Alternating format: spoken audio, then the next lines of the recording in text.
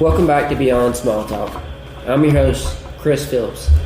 Joining me today is Tyler Stockton. Tyler, welcome to the podcast, man. Thank you, sir. Thank you for the invite. As an avid gym goer, when did your journey in the gym kind of initially start? I would have to say it started whenever I was around 17 years old. As far as actually going to a gym and having organized workouts. Now, before then, I remember starting in school, not talking about weightlifting. I'm talking about waiting for the bell to go off. I had my backpack loaded down with books. I would do curls with my backpack, and I felt the pump in my arm, and I was like, holy crap, this is what it's about, just from my backpack. Of course, granted, I had 35 pounds of books in my backpack at the time, but yeah, that kind of, between that and seeing, videos, magazines and stuff with Arnold, and everybody knows what Arnold I'm talking about. Seeing Flex magazines and stuff, yeah, it kind of got me hooked on the whole lifestyle of weightlifting, the whole lifestyle, and the whole keeping in mind that keeping in shape is something that you can't go wrong with. It's going to make your life better. Well, yeah, a lot of people don't realize that, but when you started taking it seriously, after school, what was the thing that kind of led you to the gym initially? You say after school? Yeah. Wanting to look, not to sound vain here, but wanting to look better than Joe Blow off the street, wanting to look like I work out, wanting to look like, not necessarily like the guys in the magazines, but wanting to look like I can handle business if I need to handle business. Whenever I say that, I don't just refer to fighting. I don't refer to fighting. I don't refer to. We'll just leave it at that. But I would like to look. I've always wanted to look the part of whatever I'm involved in. And of course, me and you talked earlier. I'm involved in law enforcement, and I want to look like I can do my job. I want to look like I can help somebody if they need help. I want to look like I can get somebody out of a bad situation as well as get myself out of a bad situation if need be. And I feel like being physically fit is part of that. Being physical fit, as far as like playing the part, whether you're a mechanic or fireman or whatever, if you're a little overweight, if you're, trying to help somebody, they're going to be a little less receptive because they may be second guessing. Absolutely. Yeah. Like people form their opinion on somebody. Their first opinion is formed off of somebody's appearance, and one of the main parts of somebody's appearance is their physical fitness level. Not necessarily the level, but how does somebody look in a shirt that is too small for them? Do they look like a can of Busted Biscuits, or do they look like,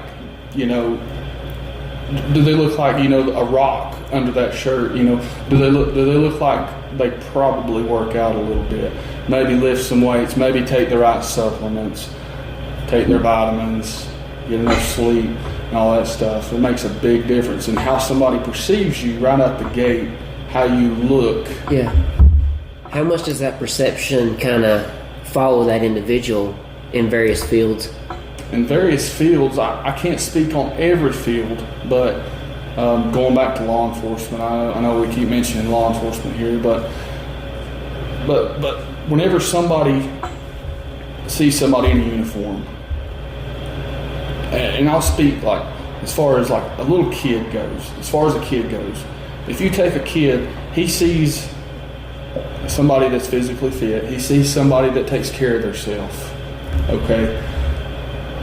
Stack them against somebody that, is maybe 5 years from retirement, ate way too many donuts, just really let themselves go. They're burnt out on life, burnt out on the job.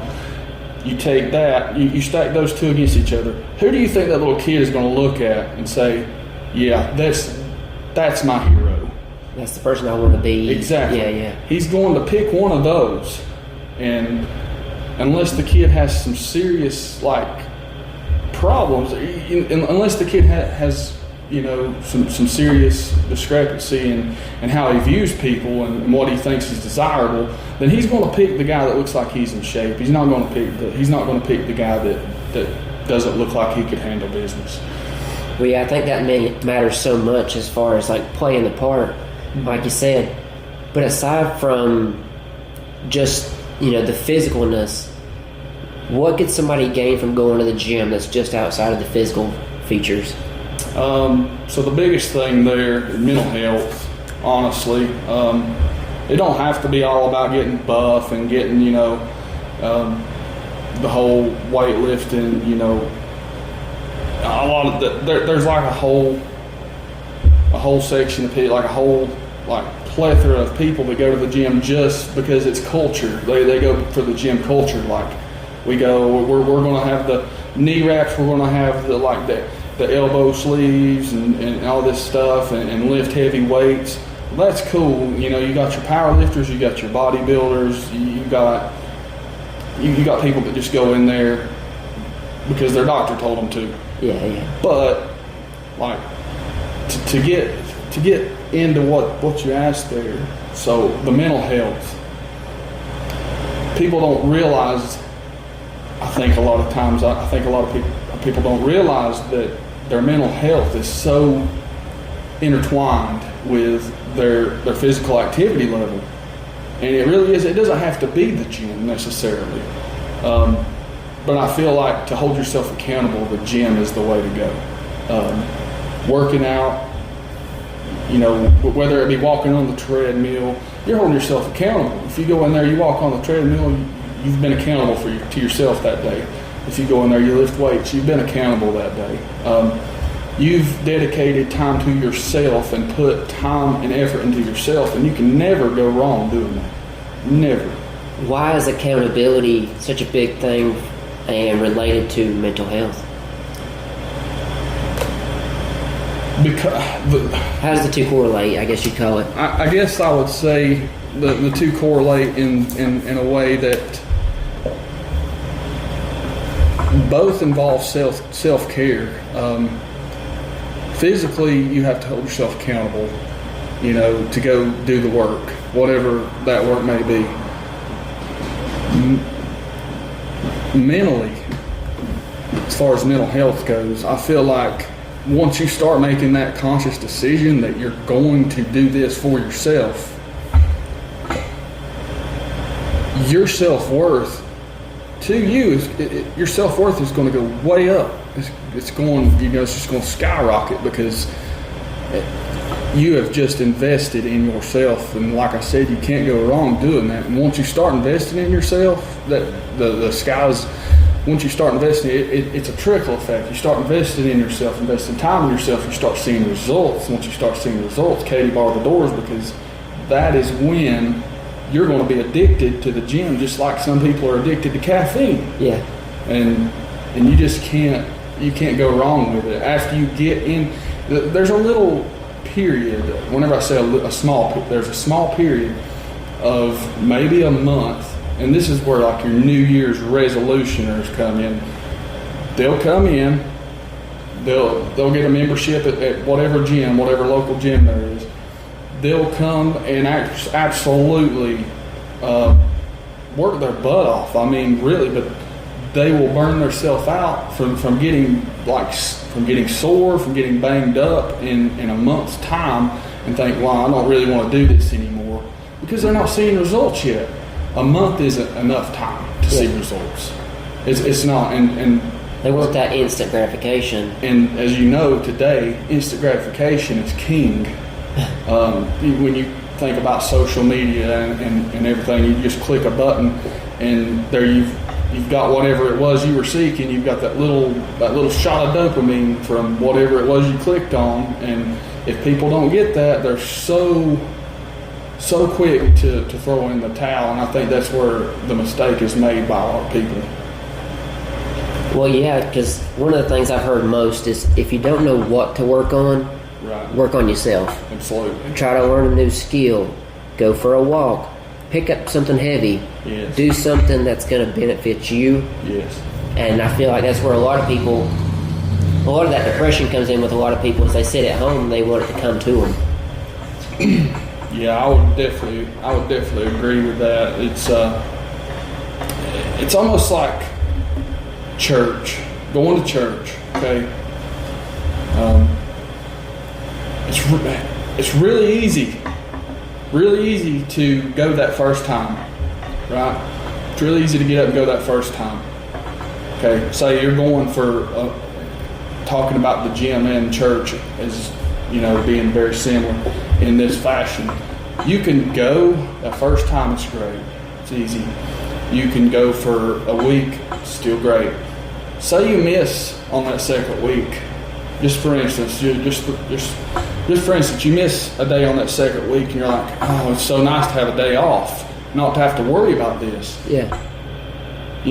The second, whenever you try to go back, and unless it actually is a part of your lifestyle, you're going to really fight yourself to go back that second time. It's so easy to get out of. If you get out of a habit, a routine, a ritual, or doing something, unless it is absolutely part of who you are and part of your DNA, you're going to struggle to get back into it. Well, I think what you're alluding to is kind of the newness. Once that newness wears off, you're still wanting that hit because everybody's so excited. You're going in, everything's new. Yep. Was there a shift for you that kind of carried over to your personal life that you kind of noticed? Definitely. As far as going to the gym consistently? Definitely. And one of those things was, we'll go back to self-worth. That's something I experience every day.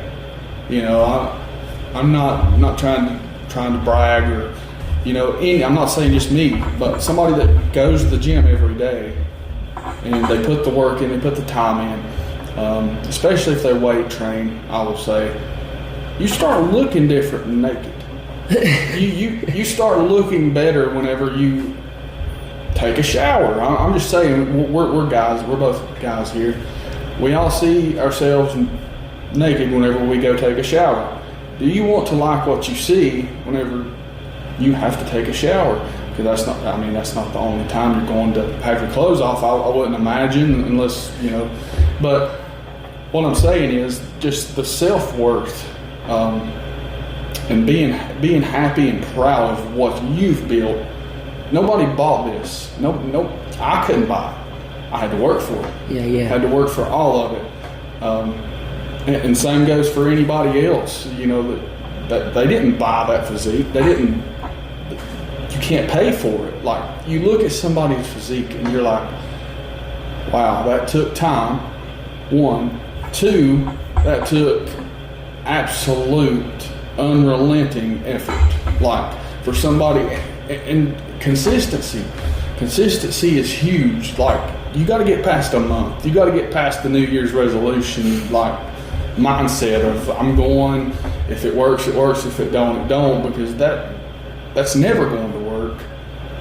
Anything takes longer than a month. I don't care what anybody says. Like, you got some people that will say that if it don't work or help you in some way in a month, then it's not worth it.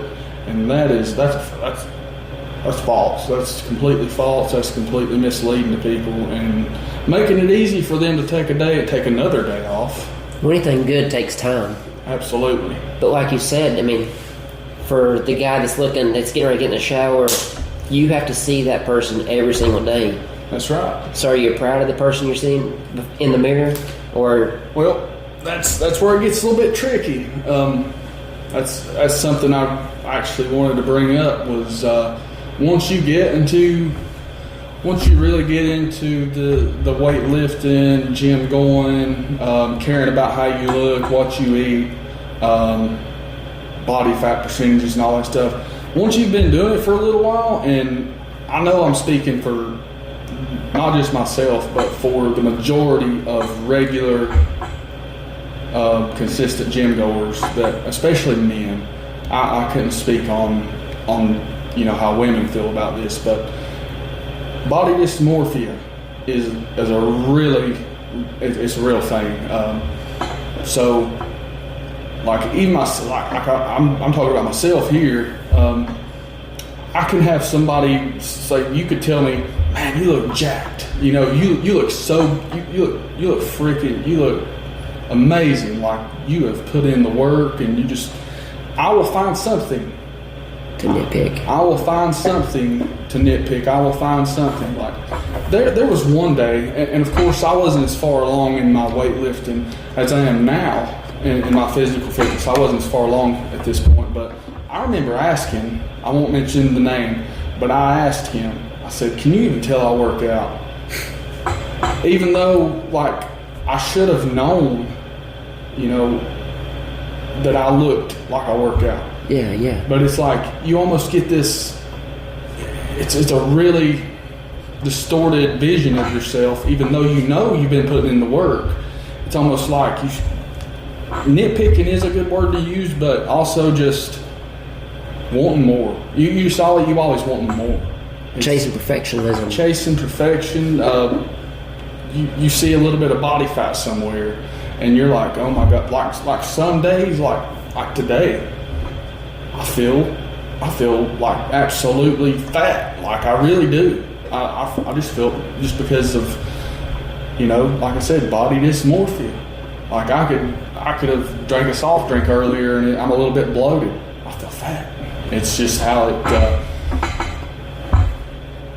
it's a bad thing until you try to paint it in the light that it's a good thing. And the only way that I could say it could be a good thing is just you're never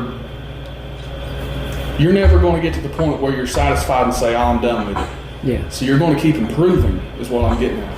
You're going to keep improving, but you do have to, there is a middle ground. You have to be able to see that, okay, you are doing the work, you are looking good. That doesn't mean you can't chase perfection, like you said, but body dysmorphia, that's an actual term. It's huge in the fitness industry. Well, I don't know if she'd appreciate me sharing, but my wife kind of struggles with that. Mm-hmm. And I mean, I don't know if it's more prevalent with women versus men, but surely more men are obviously facing that same dilemma. They are, for sure. And I mean, I'm not airing out anybody in particular, airing out their dirty laundry, but just saying, like, I've talked to guys in the gym that, they face the same thing. Like just about every guy that actually cares about the way he looks. Yeah. They're not in there just to lift heavy weight. They're actually in there trying to look good. You know what I mean? They're the ones that, they feel fat, even though they're stacked. You know what I mean? They're absolutely stacked, but they'll find something like, oh, I'm getting fat. No. And they're with 8% body fat. Yeah. Yeah, but that's just how.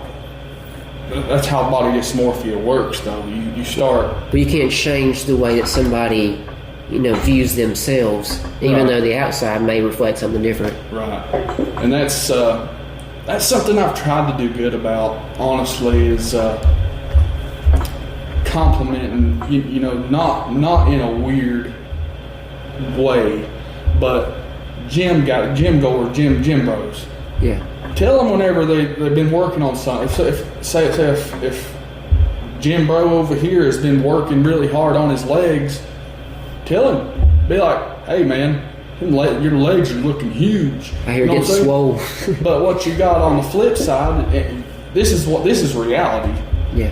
Instead of a lot of people, instead of doing that, they just give you the little stank eye. Whether it be jealousy, whether it be just they don't know you, whether either way, there's a lot more people not communicating versus what I just said. Like, go up to bro, be like, hey, your legs are freaking huge, dude.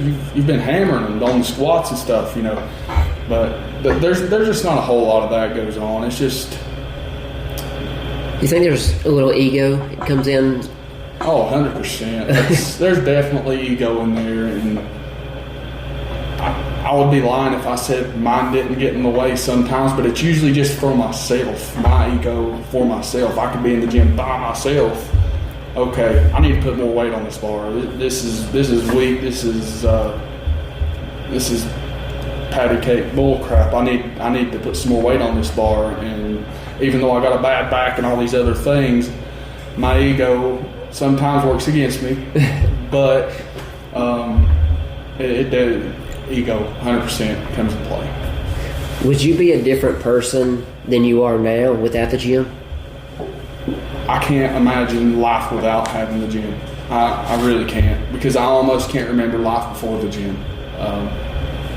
The only memories, some of the only memories I can have before I started going to the gym were going to wrestling shows with my uncle, pro wrestling shows, and as a kid, and stuff like that. I remember playing video games, which I still do that today. But the gym is part of my day. Like, it's like brushing my teeth. Gym is right there with it. Like, I have to do it. If I don't do it, that's something on my checklist. My day is unfinished. And if I can't check off that checklist, everybody knows how it feels to be unsettled at the end of the day, because you miss something that you out of your routine. Out of your routine, and yeah, it's something that has to be done. As far as like routines and stuff go, like, do you think you would still be the same person that you are now? It's really, really, really hard to say. I don't think it's really hard for me to even try to imagine life without it being in my routine. Like, I feel like, I'll be honest with you, there would probably be a period of, or maybe never-ending depression if I wasn't able to go to the gym. Like, just because it does that much for somebody's mental health. Like, it's an outlet. It's a huge outlet for people, and that doesn't mean you have to go in and lift the weight of a car. You could go in and jog. You could go in and do, jumping jacks, which you can do those at home.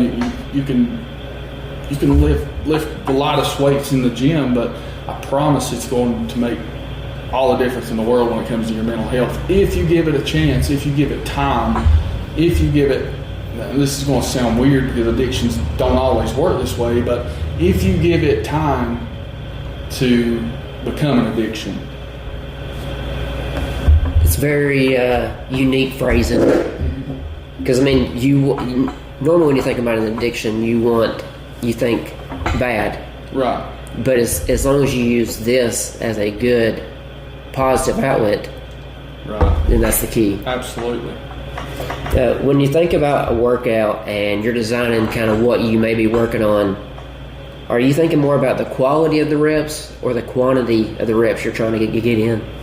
So that's something that is highly debated in the weightlifting world, fitness industry as well. It's, some people think you got to some people think you got to go to the gym and spend 2 hours, 3 hours in the gym. Well, you know what people that are spending that long in the gym are doing? What? Most of the time, they're on their phone. They're talking to homeboy over here about what they're having for supper later, or talking about, some guy over here that's just starting out lifting, like whether they be making fun of them or hazing them, whatever.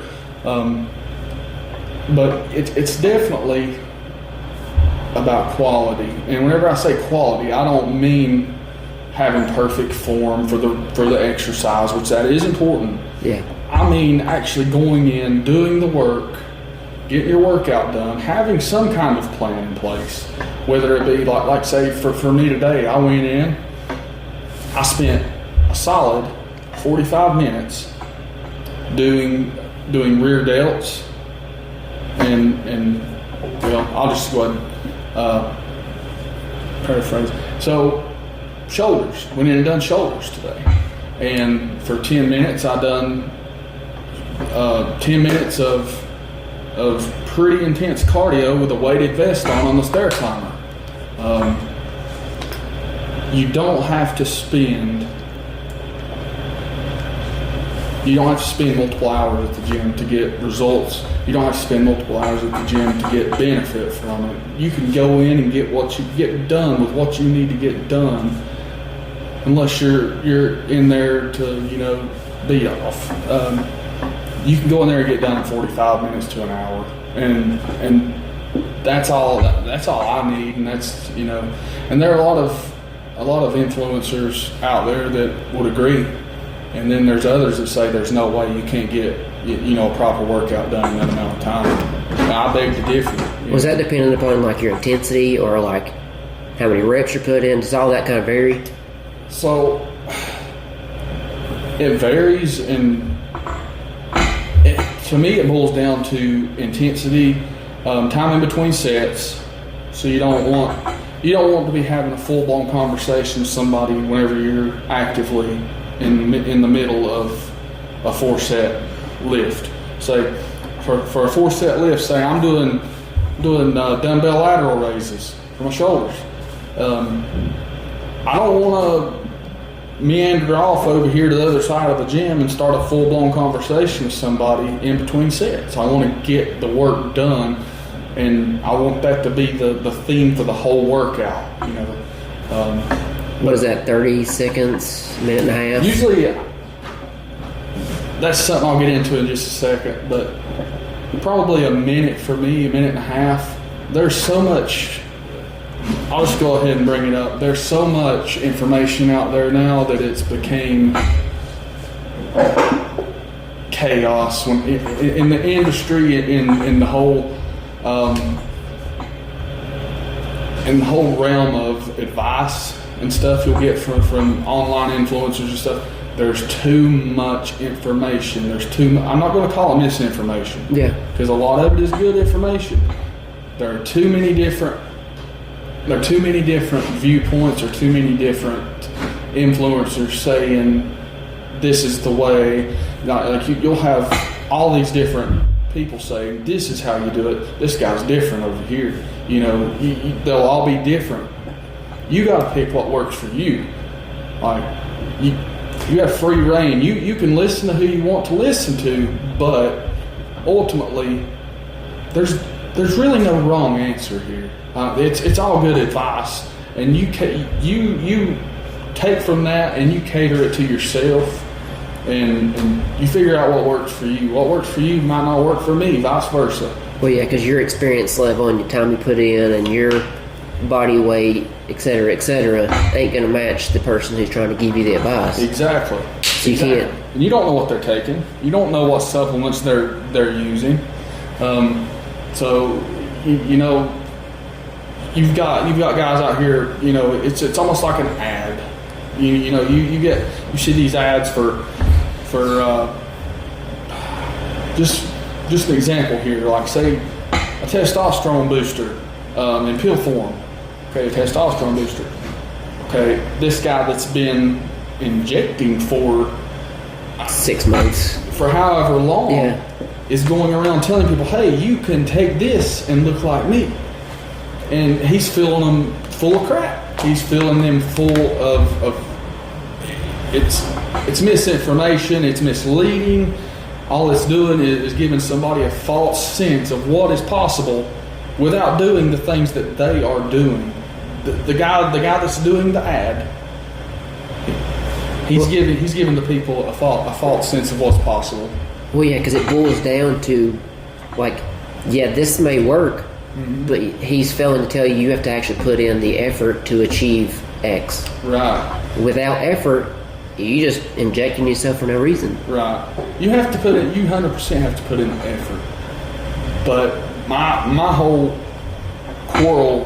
quarrel with it is the fact that they will sell this product that is supposed to, just going back to, this is just an example, a testosterone booster in pill form, and leading people to think that they can look like a bodybuilder after taking this pill form testosterone booster.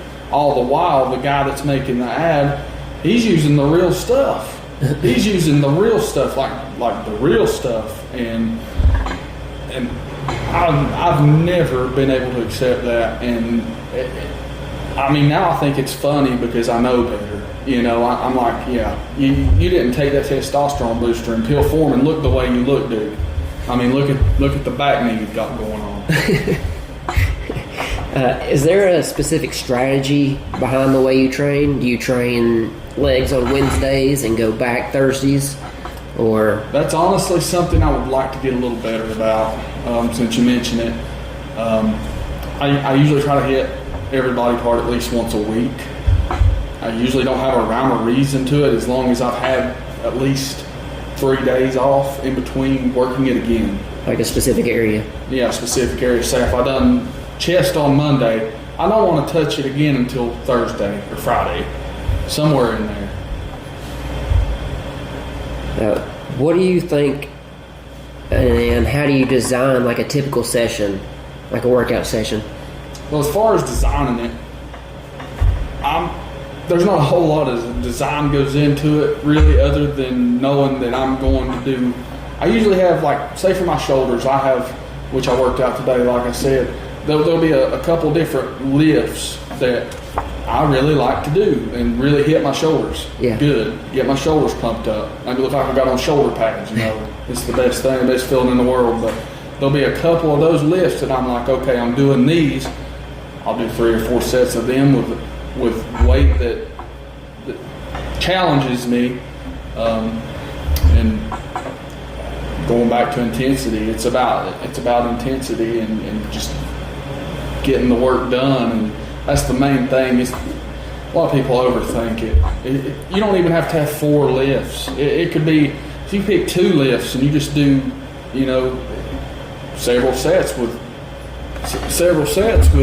2 lifts, you know, you're going to get something out of that. It doesn't have to be a certain number of lifts you need to do. Is there a minimum set, like 3 sets, 2, 4? As far as sets go, that's where somebody, you know, there's going to be like big opinions on that. Now, you're asking my take on it. Personally, I feel like 3 sets. 3 sets per exercise. So, like side laterals, dumbbells, 3 sets of 8 to 12 reps. Front raises, 3 sets, at least 3 sets of 3 to 12 reps. Now, say if I get into shoulder press, which is a big time compound movement, that's going to be, I'm going to start wanting to go a little heavier. So instead of 8 to 12, probably 6 to 10, somewhere in there, where it's a compound lift and where there's other muscles coming into play that can kind of help me get that lift accomplished. I can push the envelope just a little bit with a compound lift like shoulder press. So maybe up the weight, lower the reps a little bit with your compound lifts. Well, you know when you can and can't kind of push yourself a little bit. Absolutely. And that's where you got to make sure ego don't come into play. Is there an area you kind of dread a little bit when approaching? As far as like whether it's legs or chest or cardio?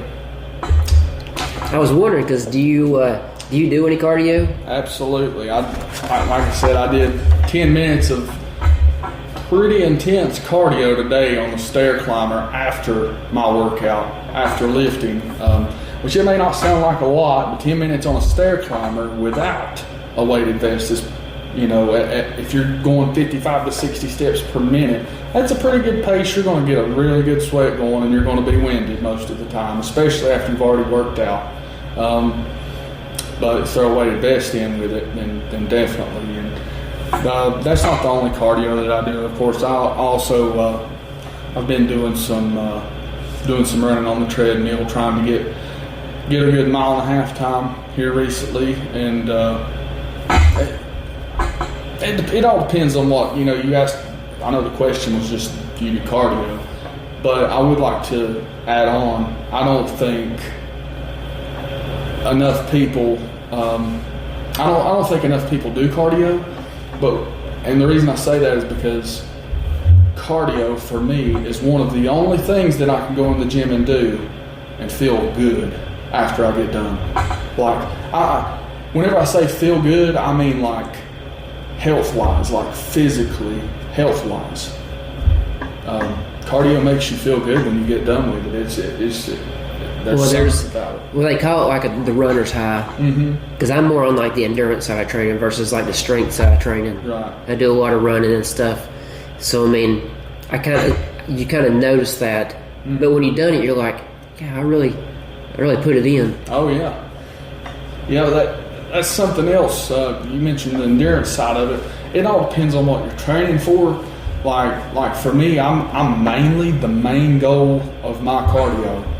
The main goal for me doing cardio is burning fat, getting rid of all my glycogen stores and starting to get out of burning those into burning fat. That's the main thing.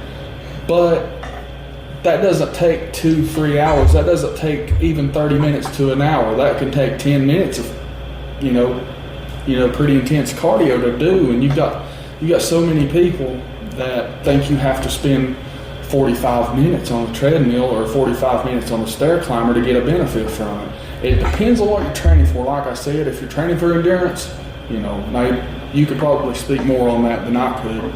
But for my purpose, for my goals, I don't need any more than, I would say, max 20 minutes of cardio, and that's not going to be nearly as intense as the 10 minutes on a stair climber with a weighted vest on if I do 20. But well, yeah, from my side, because I do a lot of cardio, it's more about controlling the pace. If you can control the pace, you can carry out the length a little further. Right. Once you start to feel winded, it's going to catch up to you quick. Oh yeah, I'm sure. But as far as like a beginner or someone trying to get into the gym, what's a workout that you maybe would suggest to somebody trying to get into it? I would suggest trying out. Let me back up. Before you try anything out, I would suggest watching, seeing what other people are doing. It's kind of like surveying. Maybe get to know some people that you feel like are approachable, and try to find out what do you do? What do you do to look the way you look? What kind of lifts are you doing? What are you eating? What do you just be nosy? Basically, you got to be.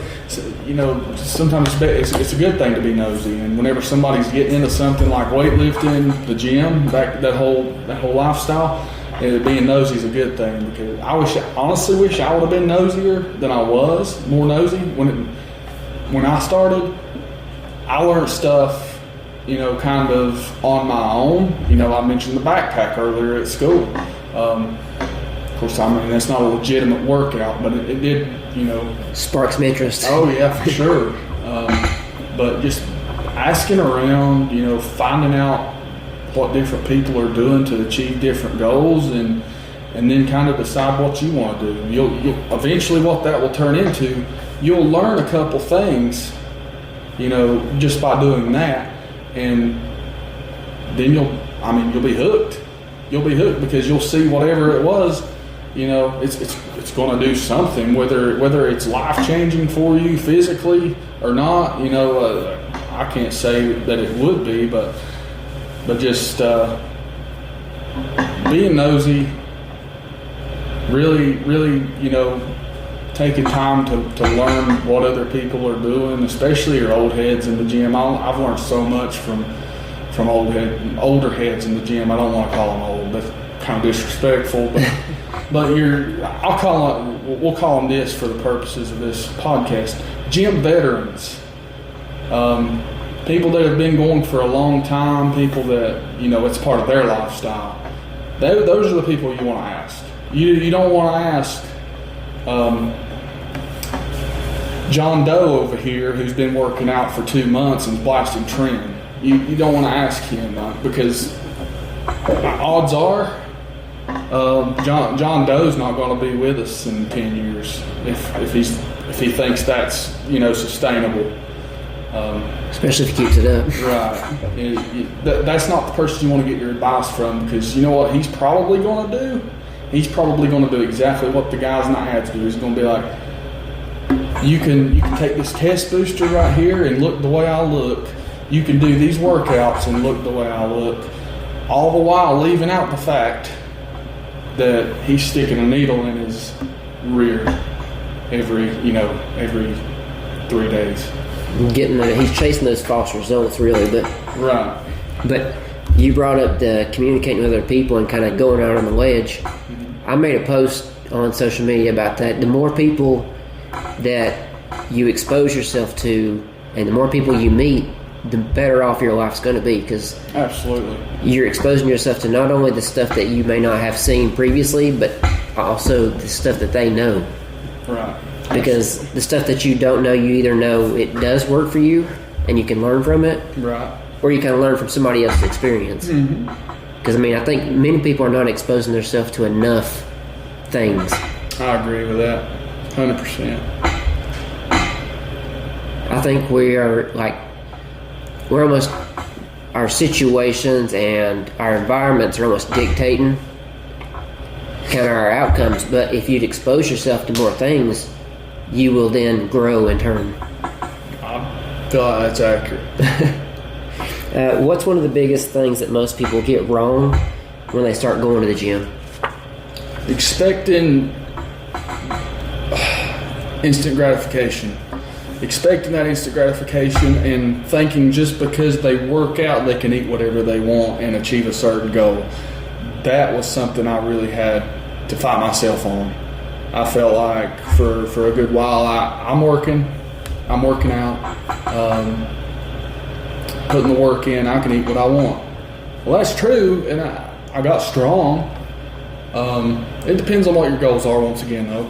But say if you're wanting to go to the gym and start that whole lifestyle to look better, and you think you can eat whatever you want just because you're working out, you're sadly mistaken. You can't forget the diet part of things, because honestly, it's 90% of the look side of going to the gym. It really is diet, and that includes stuff that you drink too.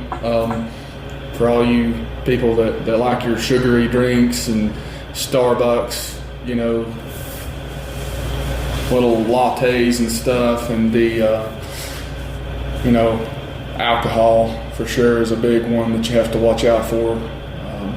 If you're really wanting to improve and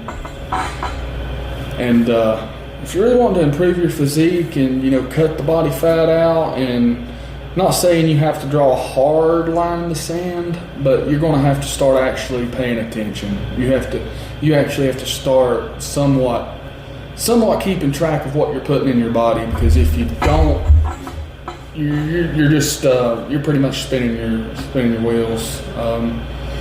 Are you tracking what you eat? Somewhat. Now, I say somewhat today. Yeah. The reason I say somewhat today is because I just got done doing a 25-pound cut, just self-inflicted weight cut, just because I thought I was getting a little too fluffy. So I was like, okay, we're going to cut some fat off, and I accomplished that in 2.5 months. I cut 25 pounds just in my diet. The main thing is people preach about keto and all these other carnivore and all these different fad diets you can go on. The main thing is calories in, calories out. So if you want to really simplify it for somebody and not bombard them with all these with all these numbers from macros, calories in, calories out. So say everybody has a BMR, not your BMI. Don't get those confused. BMR, basal metabolic rate. That is how many calories you need just to live, just to breathe, to stay at the weight you're at. Okay? To lose weight from there and to cut fat from there, say, just for instance, let's say your BMR, say it's at 1,800 calories. Okay? To lose weight from that, you're going to have to be somewhere under 1,800 calories. You have to be at a deficient. You have to be at a deficit, absolutely. And the same works if you're trying to go the other way. Like, believe it or not, there are people that want to gain weight that can't. And I tell these people, it is really simple, and it's kind of foolproof. So you find out what your basal metabolic rate is. You eat over that. So I wouldn't recommend any greater or any, if you're trying to gain or lose, I wouldn't recommend a deficit of more than 500 calories.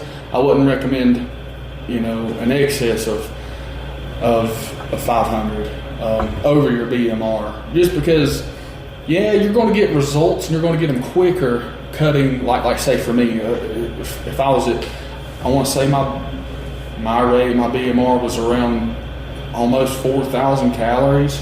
Say if I cut them down to 2,000, I'm going to see results a lot quicker, than if I cut down to 3,500. Oh yeah, it's a pretty drastic cut. But the thing is, at what sacrifice? I'm losing muscle on top of losing the fat and the fluff. I'm losing muscle, and most of the time, the way I've seen it work with my own body, and I've seen it with other people too, is if you make a drastic cut like that, you get the shock factor results quickly. You get them quickly, but you've lost muscle, and guess what? As soon as you, and the reason I say as soon as you come off of it, the reason I say that is because it's not sustainable. Not long term. It's not sustainable. So any diet you do has to be sustainable. It has to be something you can do long term, because if it's just like say like with keto, these people cut carbs down to almost nothing, feel like trash, get the keto flu, which basically feels like you have the flu. I've been there. And as soon as they get done with it, like say they do keto for a month, as soon as they get done with it, they've lost all this weight, then they're just burnt out with dieting, burn out with it. They start eating what they want again, boom, blow right back up to where they were at. Just like they never had done the keto diet. And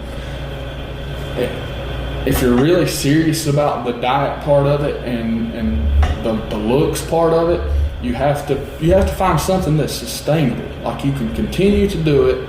It's not killing you, like killing you to do. Like it's not so strict that it's almost like the preacher's daughter, right? So you get the preacher's daughter that's all pent up all the time. Guess what happens when she gets out finally? She goes wilder than a buck. Like she goes wilder than a gut shot cat. And it's kind of the same way with your diet. You have to do something that's sustainable. Don't over-restrict yourself, but restrict yourself enough to where, okay, you could see yourself carrying this out and there not really being an endpoint. Well, if you're going to diet, you can't be like, well, I'm going to cut out sugar altogether. You still have to have some level. Absolutely.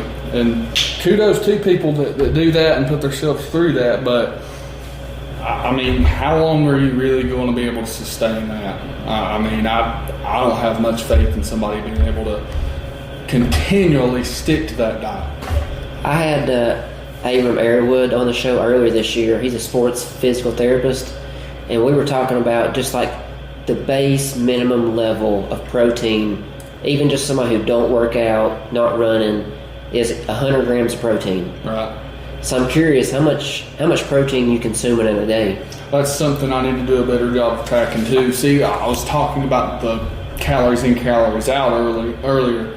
That's been the most important part to me. And making sure I get protein, but I would have to venture to say probably close to 100 grams. But like you said, that's somebody that don't work out. Yeah, that's just bare minimum, normal human function. So I could honestly use more protein as far as that goes. The thing is too, and this is something else that there's so many different opinions on. You'll have somebody tell you it's so cheap to eat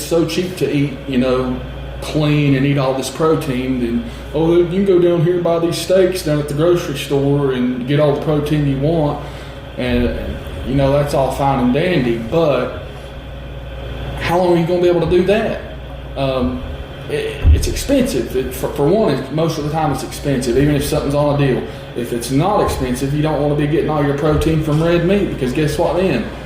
Cholesterol's went up. Yeah. Cholesterol's went up, possibly your blood pressure. I'm definitely not a dietitian by any stretch of the imagination, but I know what works for me, and I do know from a general knowledge standpoint that you need to get your protein from different sources. But the one thing that I would leave you with as far as diet goes and protein is concerned is I do believe you need to get most of your protein from real food.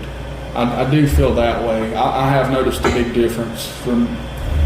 I used to be the guy that got the tubs of protein, and I would make these protein shakes and stuff, which is great. That's fine. There's nothing wrong with that, but that cannot be where you get your protein. Well, yeah, even like me and him was talking about, you have your meals, but the extra stuff is supplemental. Right.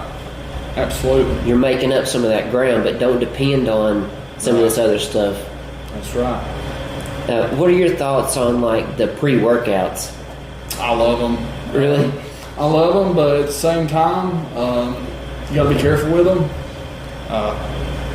Pretty much anybody that watches or listens to this podcast, if they're familiar with pre-workout powder and working out and anything, as far as they all know, it's great. It's pretty much became part of gym culture, like dry scoops and pre-workout and just, Oh, you just raw dogging it?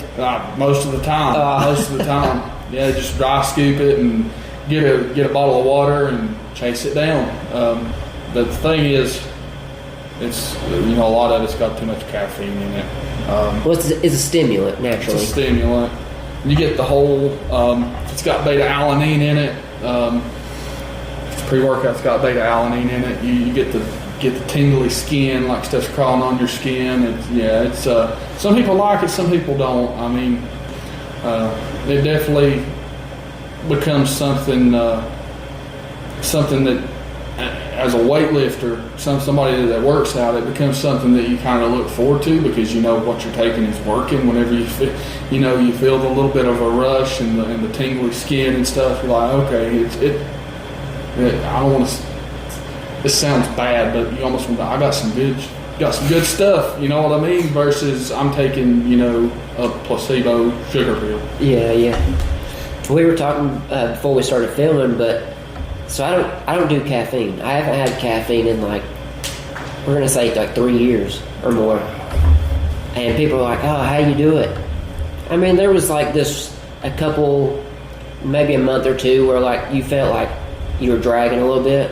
Right. But then once you kind of wing yourself all the way off of it, your body's naturally, because you're just hyping your body up. Right. And when you don't have it, you're going to drag it again. Oh, yeah. So, once I went without it for so long, it was just natural. That's crazy to me to think. And the reason I say it's crazy for me to think, just because it's almost became a routine, a part of my day to have an energy drink, say in the morning. Yeah. You know what I mean? It's just, it's not all energy drinks. It's became I'm definitely far from being an old man, but it's almost became like a traditional type coffee drinking session I'll have. What's the new coffee? The energy drink, yeah. Yeah, it's just a cup of coffee, because I remember growing up and smelling my grandpa having coffee, and just so turns out I like the smell of it too, and I like coffee. So, one thing I've really been focusing on is sleep and recovery. Right. Because I wear a Fitbit a lot of times, and this thing will tell you, how long I slept, my sleep score, and so I've really been using that to judge. Because, like I said, I do a lot of endurance running and stuff. So if I know I'm sleeping 8 hours 15 minutes. I've recovered pretty well. Oh, yeah. What does your sleep look like? How are you recovering?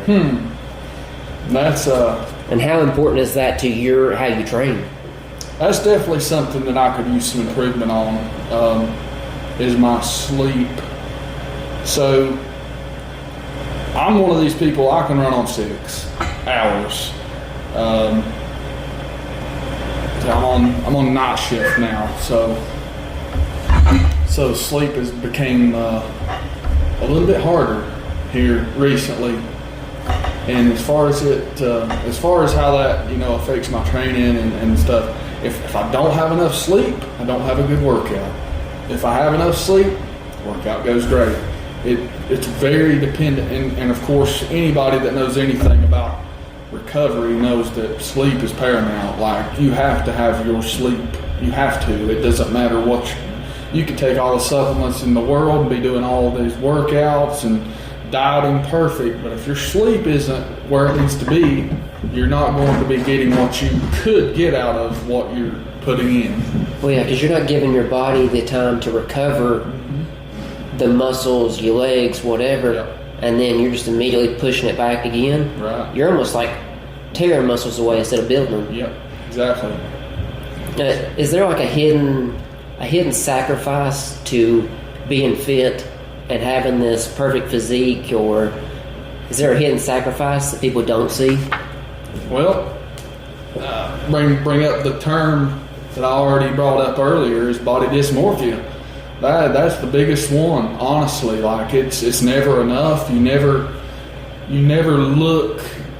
see yourself how others see you, ever.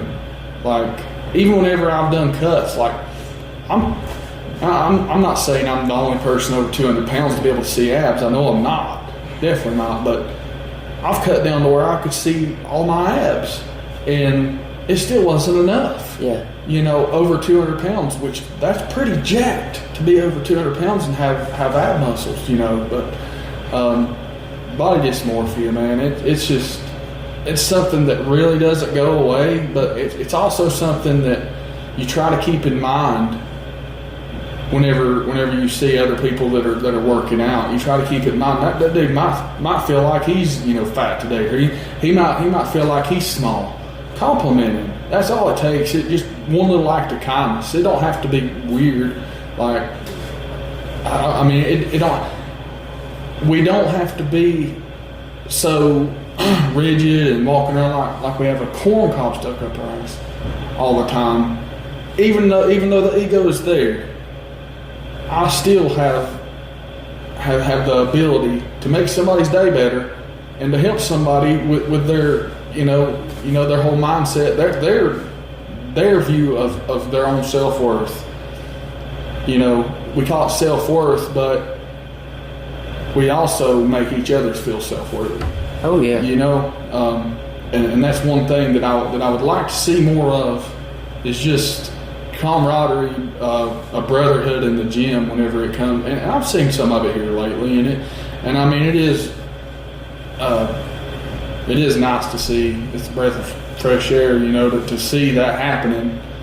Just because, like, I know that I felt, a certain way some days. Like I've been in the gym, I felt like, damn, I've been cutting weight. I feel small. I feel like I don't have any muscle right now because I just lost 25 pounds.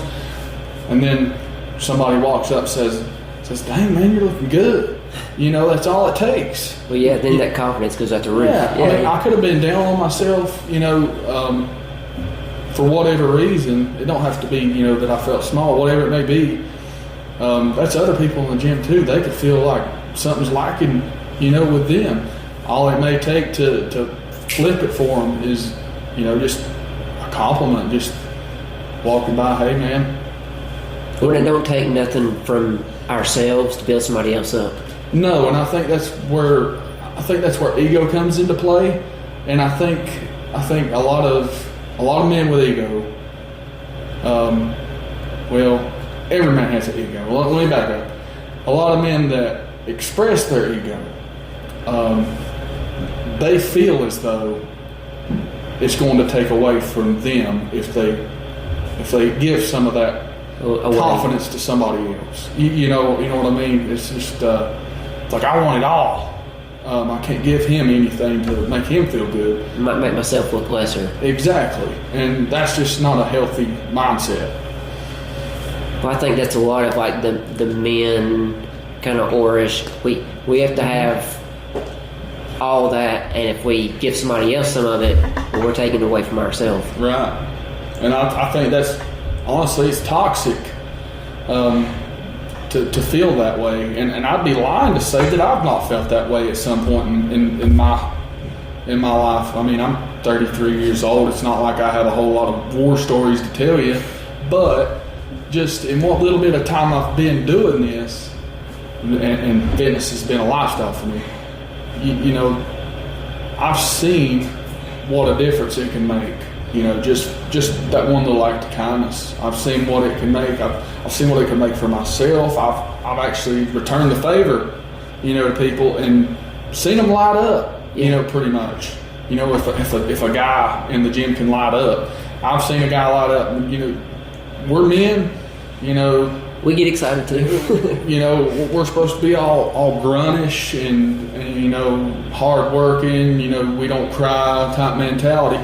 But the bottom line is, whether men want to admit it or not, men still seek validation, or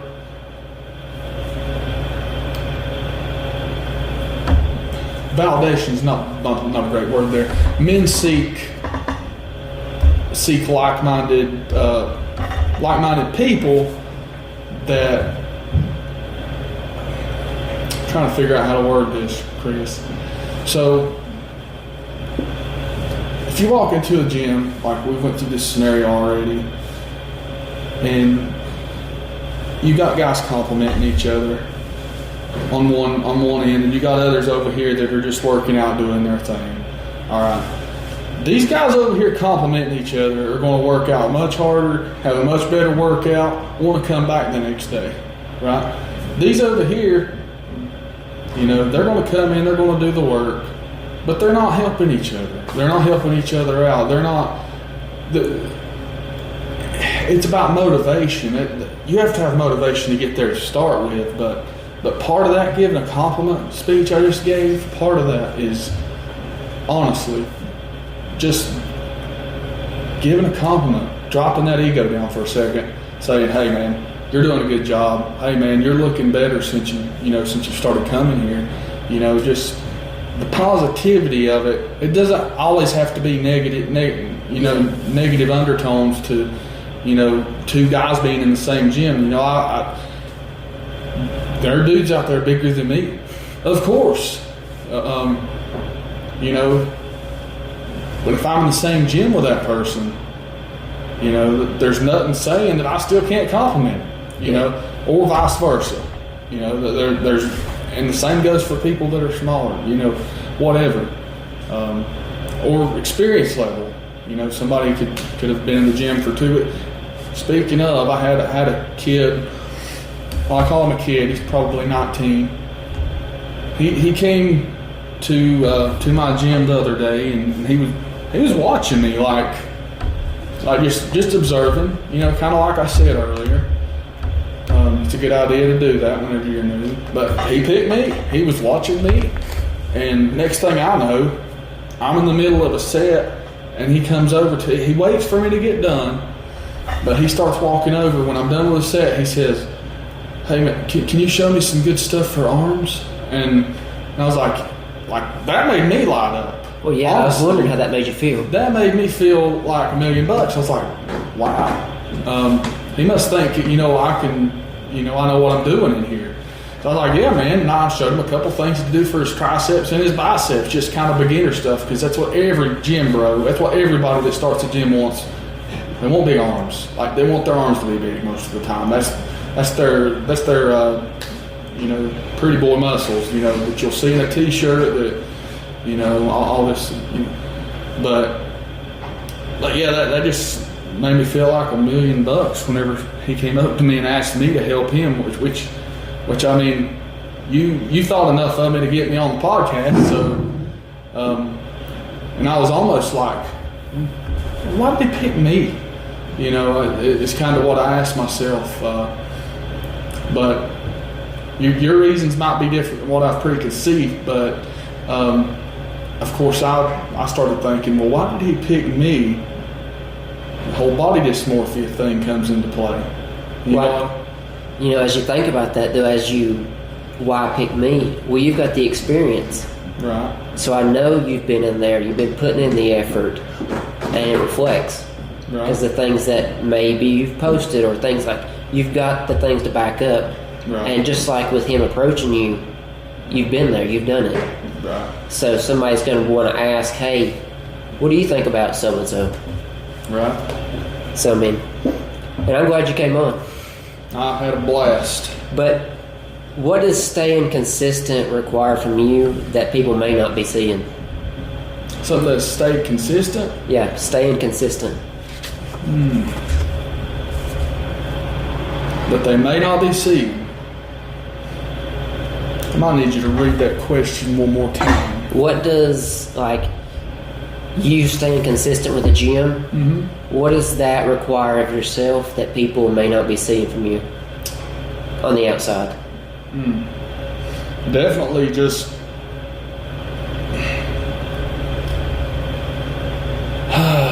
mental toughness. I mean, because you're going to get beat up working out, you're going to get sore, you're going to get to the point where you don't want to go back the next day. You're going to be faced, after you've been doing it for a while, you're going to be faced with a day where you're like, you've worked out 3 days in a row, you're sore, you're banged up, and you're like, well, do I take a day off or do I not take a day off? And sometimes a day off is going to the gym, getting on the treadmill, and walking. And then other times, I'm not saying it's okay. It is okay to take a full-blown day off. But you know when to push and when not push. You know whenever, okay, I'm just being a lazy, low-life POS, or I actually need to go, do something. And like I said, you have to be mentally tough. You have to be resilient whenever it comes to stuff like that. And you have to know yourself. You have to be very in tune with your own body. But to answer that question, definitely just mental toughness, perseverance, all those words that you need to, keep going whenever the going gets rough. Well, on the days when you just really don't have it, you feel like shit, you ain't got no energy, what's the biggest motivator still for you to keep going? The biggest motivator? Yeah. Well, we brought it up a few minutes ago. Let's say if you got a deputy that's 400 pounds over here, not to make this about law enforcement, but just it's a good example. You got this guy over here, overweight, out of shape, breaks a sweat walking from his car to the front door of his house. To me, that's a motivator. I hate to bring that up as a motivator, but to be better equipped and ready. I won't even say ready or fit for duty. I won't even say that. I'll say fit for life. That is the biggest motivator. To be more fit for life than this guy over here. That is the biggest motivator for me.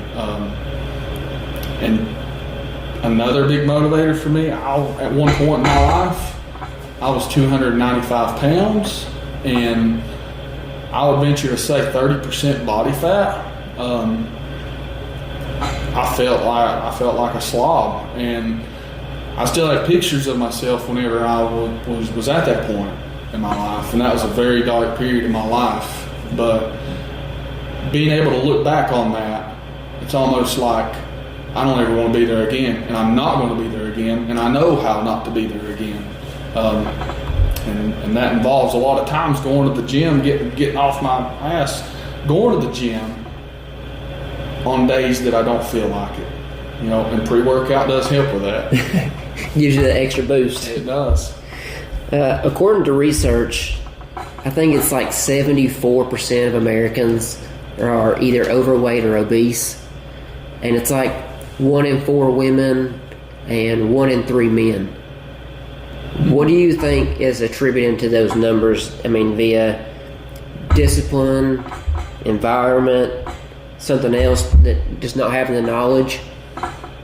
All of the above, and just society the way it is now. I mean, I'm not going to bring up politics, but just the way society as a whole operates now, there's still so many people getting handouts. There's still so many people,